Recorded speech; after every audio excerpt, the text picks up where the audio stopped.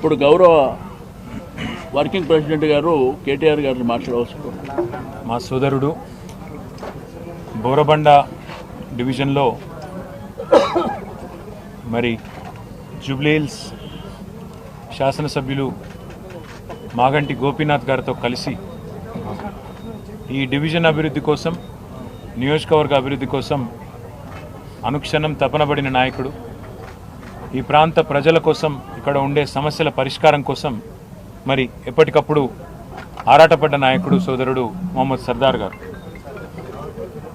కాంగ్రెస్ ప్రభుత్వం వచ్చినాక పరిస్థితి ఎట్లా మారిపోయింది అంటే, పేదల మీదనే జులుం చేయడం, గరీబోళ్ళు ఎక్కడుంటే అక్కడ నువ్వు వస్తే మా పార్టీలోకి రా, లేకపోతే నీ అంతు చూస్తామనే విధంగా వాళ్ళ అరాచకం పూర్తి స్థాయిలో విశృంఖలంగా విజృంభించి ఎక్కడికక్కడ మరి అధికారాన్ని అడ్డం పెట్టుకుని అధికారం మత్తులో ఇవాళ కాంగ్రెస్ నాయకులు, ఇక్కడ ఉండే కార్పొరేటర్లు, ఇక్కడ ఉండే కాంగ్రెస్ చోటామోటా నాయకులు అందరూ కూడా రేవంత్ రెడ్డి బాటలోనే ప్రయాణం చేస్తూ ఉన్నారు.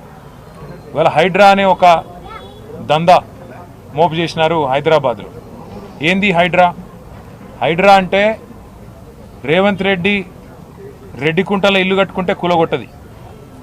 రేవంత్ రెడ్డి అన్న తిరుపతి రెడ్డి ఎఫ్టీఎల్లో ఇల్లు కడితే కూలగొట్టది. రేవంత్ రెడ్డి గారి మనుషులు, ఆయన పార్టీలో ఉండే ఎమ్మెల్యేలు, మంత్రులు, వాళ్ళ ఇండ్లు బఫర్ జోన్లో ఉన్నా, ఎఫ్టీఎల్లో ఉన్నా, చెరువు మధ్యలో కట్టినా హైడ్రా గల్లబడది. కానీ అదే గరీబోడు కుటుంబం సైజు పెరిగి ఒక ఫ్లోర్ ఎక్కువ వేసుకున్నా, లేదా కొద్దిగా ముంగటికి వచ్చినా ఇవాళ చిన్న చిన్న గల్లీలల్లో ఎక్కడైతే కనీసం ఒక ఆటో కూడా చక్కగా రాదో ఆ గల్లీలలోకి వచ్చి ఆ గల్లీలల్లో ఇలా గరీబోళ్ళ మీద ప్రతాపం చూపెట్టి విచ్చలవిడిగా ఎక్కడికక్కడ హరాస్మెంట్ చేస్తూ ఉన్నది ఈ ప్రభుత్వం. ముఖ్యంగా అటు జిహెచ్ఎంసీని, ఇటు హైడ్రాని అడ్డం పెట్టుకొని ఇలా రేవంత్ రెడ్డి నుంచి మొదలు పెడితే కింద ఉండే చోటా మోటా చిన్న చిత్కా లీడర్ల దాకా హైడ్రా అంటేనే ఒక బ్లాక్మెయిల్ దందాలాగా మారిపోయింది. అట్లా ఈరోజు ఇక్కడ సర్దార్ మృతికి కూడా కారణం కేవలం కాంగ్రెస్ ప్రభుత్వం యొక్క హరాస్మెంటు, వీళ్ళ యొక్క దుర్మార్గ విధానాలు తప్ప ఇంకోటి కానే కాదు.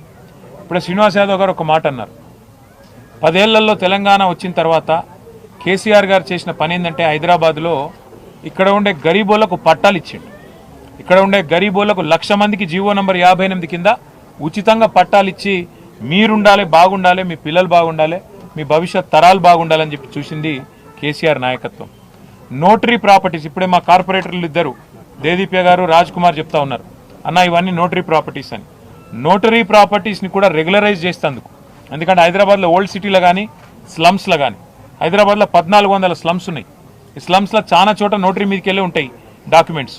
ఆ నోటరీ ప్రాపర్టీస్ని కూడా రెగ్యులరైజ్ చేసేందుకు కేసీఆర్ ప్రభుత్వం ఉన్నప్పుడే మేము క్యాబినెట్లో నిర్ణయం తీసుకొని కార్యక్రమం కూడా మొదలుపెట్టినాం.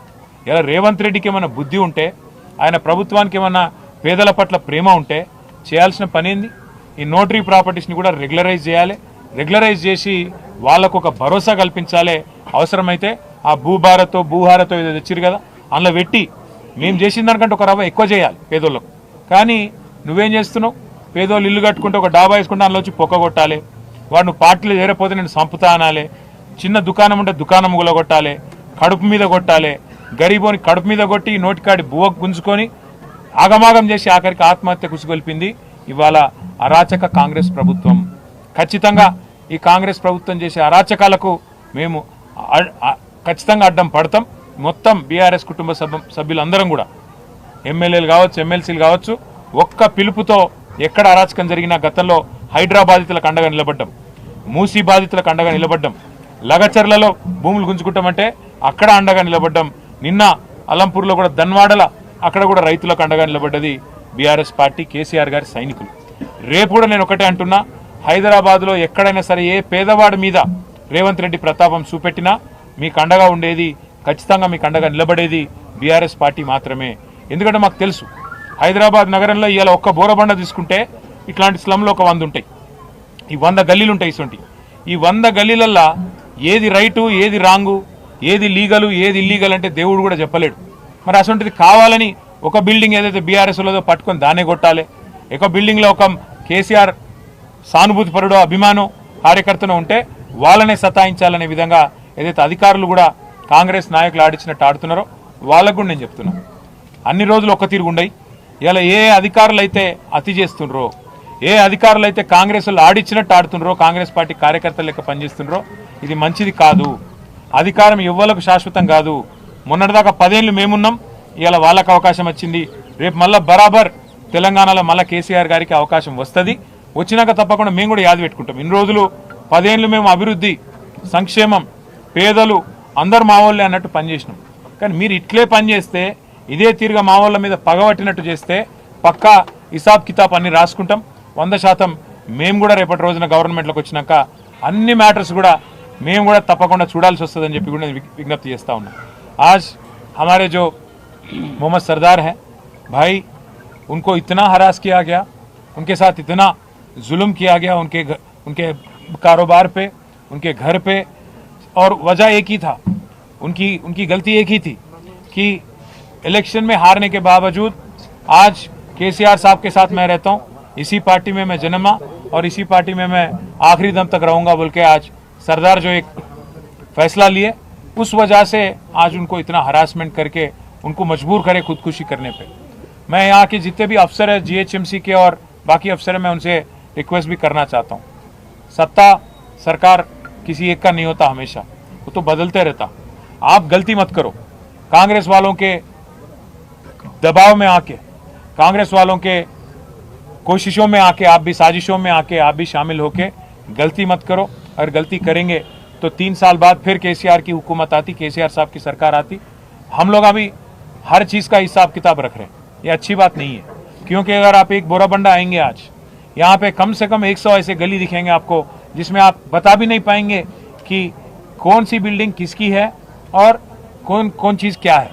यहाँ पे नोटरी प्रॉपर्टीज़ काफ़ी ज़्यादा है। कोशिश हमने की थी नोटरी प्रॉपर्टीज़ के वास्ते, केसीआर साहब जब थे 1 लाख पट्टा तो हम दे दिए जीओ नंबर 58 के अंडर हैदराबाद में। साथ ही साथ हमने कोशिश शुरू कर दी थी कि धरनी के अंडर ये नोटरी प्रॉपर्टीज़ को भी रेगुलराइज किया जाए। अगर रेवंत रेड्डी को और कांग्रेस को गरीबों की तरफ उनको अगर कुछ हमदर्दी है, गरीबों के लिए कुछ उनके दिल में जगह है, तो आपको क्या करना चाहिए, ये सारे नोटरी प्रॉपर्टीज़ को आप रेगुलराइज करो जल्द से जल्द। ये नहीं कर रहे हो आप, उल्टा आप आके ये नोटरी है, ये ऐसा है वैसा है बोल के गरीब जो है, जो 2 लोग 3 लोग 4 लोग उनके फैमिली के साथ एक जगह रह रहे हैं, उसको आप तोड़ने की कोशिश कर रहे हो, उनके पेट पे मारने की कोशिश कर रहे हो। ये बिल्कुल गलत है। मैं कांग्रेस हुकूमत से, खास राहुल गांधी साहब से भी मैं पूछना चाहता हूँ, आप बार बार कहते हो मोहब्बत की दुकान, आप कहते हो कि यूपी में बुलडोजर राज चल रहा, यूपी में गरीबों के साथ जुल्म किया जा रहा। आज यहाँ पे तेलंगाना में क्या हो रहा आप देखिए, हाइड्रा के नाम पे आपकी कांग्रेस की हुकूमत क्या कर रही है आप देखिएगा, समझने की कोशिश करिए। हर गरीब के पीछे आपकी हुकूमत यहाँ पे पड़ गई। रेवंत रेड्डी की जो मकान है कोडंगल में, जो रेड्डी कुंटा में है, रेड्डी कुंटा मतलब एक तालाब, उसको कोई नहीं टच करता। उसका भाई तिरुपति रेड्डी का मकान यहाँ पे, वो एक आलीशान बंगला है, मकान नहीं बंगला, आज FTL में है, तालाब में है, उसको कोई नहीं छूता। साथ ही साथ पटनम महेंद्र रेड्डी, पुंगुलेटी श्रीनिवास रेड्डी, इनके पूरे मकान और आलीशान महल तालाब के अंदर है, FTL के अंदर है, उसको भी कोई नहीं छूता। पर आज गरीब जो भी है उसके साथ इतना जुल्म किया जा रहा है। राहुल गांधी साहब, क्या यही है आपकी मोहब्बत की दुकान? आप यहाँ पे तेलंगाना में मोहब्बत की दुकान नहीं चला रहे, नफरत का मकान बना दिया, आप नफरत का दुकान बना दिए तेलंगाना को और आपके रेवंत रेड्डी की सदारत में। इसलिए मैं राहुल गांधी से भी कहना चाहता हूँ, रेवंत रेड्डी से भी कहना चाहता हूँ, गरीबों पे मत निकालो आपका गुस्सा। अगर लड़ाई करनी है, सियासी लड़ाई, हमसे लड़ो। अगर जेल भेजना है, केस बनाना है, तो हम पे बनाओ। खाली पीली सरदार जैसे एक मासूम बच्चे पे जुल्म करके उसको आज खुदकुशी करने पे मजबूर करके आपको क्या मिल रहा? 2 छोटे छोटे बच्चे हैं सरदार के, उन फैमिली को आज मिलने के बाद हम सबके आंखों में आंसू आ गए। छोटे छोटे बच्चे, 2.5 साल का बच्चा, 1 साल का बच्चा, ऐसे बच्चों पे आजकल बाप नहीं, कल उनके बड़े होते होते तो क्या गुजरेंगी आप, समझने की कोशिश करो। मैं बस इतना ही कहूँगा कि सरदार की फैमिली जो है उनके साथ हम है। दोनों बच्चों के नाम पे आज 5-5 लाख रुपए का फिक्स डिपॉजिट भी हम करें, उनकी तालीम के वास्ते, आगे जाके उनकी फ्यूचर के वास्ते। और साथ ही साथ जो जुल्म किया गया उनके कारोबार को तोड़ के उनके घर पे भी आके, उसके लिए भी एक्स ग्रेशिया हम पार्टी की तरफ से हम ही देंगे। और सरदार की फैमिली हमारी फैमिली है, सरदार की फैमिली BRS की फैमिली है, उनके साथ आखिरी दम तक रहेंगे। उनकी पूरी तरह से हिफाजत और देखभाल हम करेंगे।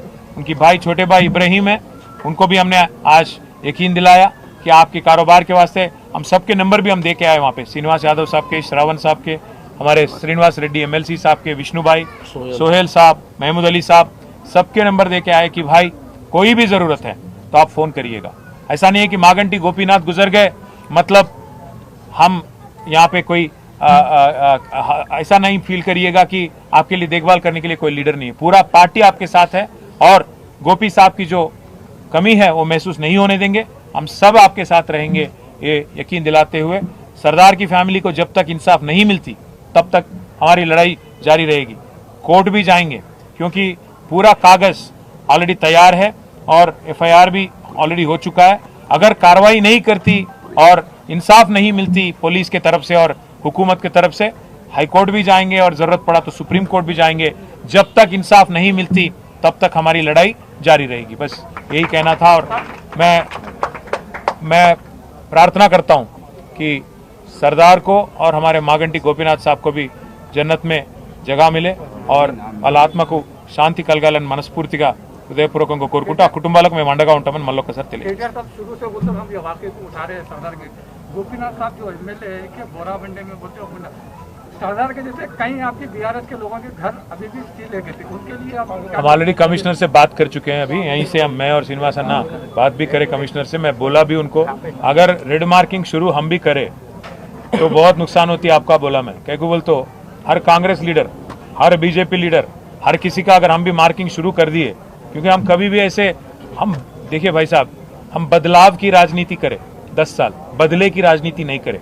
अगर हम भी बदले की राजनीति शुरू करेंगे ना, कांग्रेस और BJP वाले एक एक लीडर को हैदराबाद में बहुत मुश्किल हो जाता, क्योंकि यहाँ पे तो पूरे MLAs हमारे, MLC हमारे, सत्ता हुकूमत कांग्रेस की होंगी, पर हैदराबाद में जो है पूरा पकड़ और पूरा का पूरा रिप्रेजेंटेशन, नुमाइंदगी हमारी है। तो हम भी शुरू करें लेटर लिखना और रेड मार्क डालना तो बहुत मुश्किल हो जाती है रेवंत रेड्डी साहब को। बस यही बोला मैं कमिश्नर को। Thank you. MLA साहब एक बोले